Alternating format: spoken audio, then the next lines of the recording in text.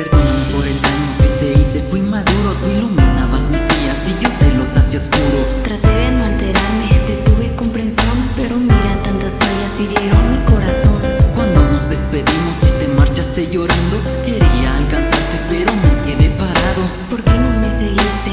Yo estaba muy triste, rompiste las promesas que alguna vez me hiciste. Si no me disculpé antes fue por mi tonto orgullo. Quería venir a buscarte pues tú sabes que soy tuyo. Recuerdo que al principio me ponías más atención y no nos afectaba tanto una discusión. El tiempo cambia las cosas, cambiamos lentamente.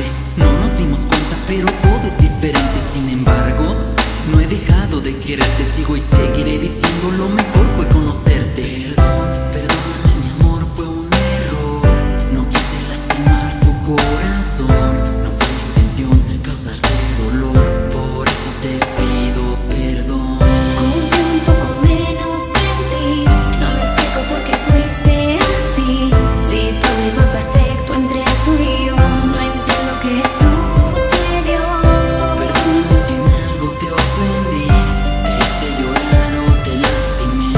Te quiero agradecer por seguir aquí.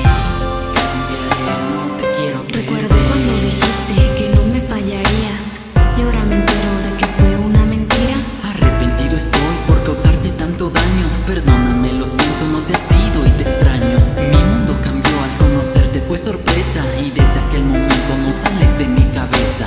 El viento se lleva las palabras y se olvidan. Demuéstrame con hechos que me quieres en tu vida. Ya quiero que sea mañana para darte un abrazo. Una vida sin ti, pienso, no tendría caso. Mi alma está hecha a pedazos por causarte aquel mal. Tengo miedo de que cambies y nada sea igual. Espero que estemos juntos para siempre de mi parte. No quisiera que un día decidieras alejarte. De aquí en adelante solo seremos los dos.